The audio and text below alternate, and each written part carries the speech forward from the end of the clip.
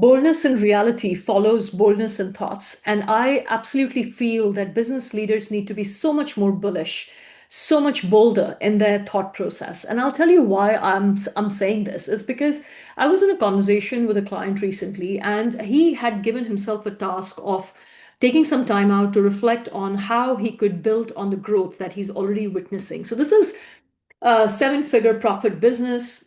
Team is working very well. The owner is not really involved in the business. In fact, is getting bored to some extent now, which is a great place to be at.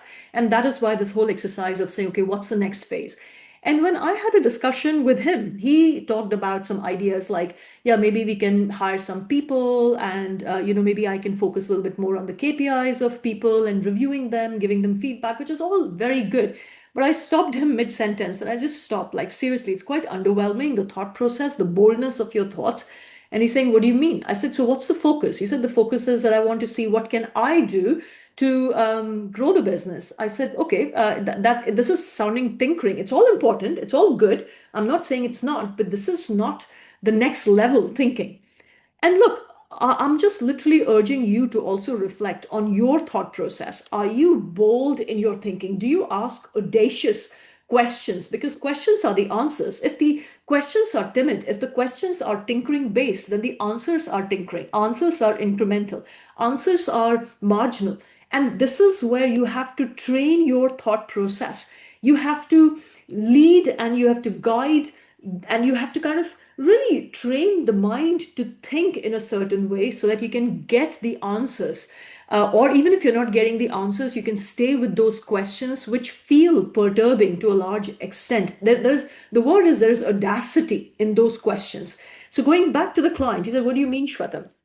I said, what I mean is, actually, I'll give you two questions to think about. And this is your exercise. Go back, think it through, and then let's talk about this. I asked him to draw a simple, clean vertical line on a clean sheet of paper. And on one side, I asked him to write down 100,000 pounds per hour. And on the other side, write down 1 million pounds per hour. And I said, the task that I'm giving you is what kind of activities could potentially generate 100,000 pound value per hour, and what activities that you could be doing which are worth 1 million pound an hour, right? And it was just interesting to watch his expressions. He was like, what? 1 million pounds an hour? 100,000. And then slowly he understood what we were doing. There was a smile and there was an excitement. And it's like, yeah, okay, done. I'll go back, think it through, come back to you. The point is, there were no answers here. Maybe there are some activities, maybe there are not. Of course, there are those activities, but it all starts with asking the right question.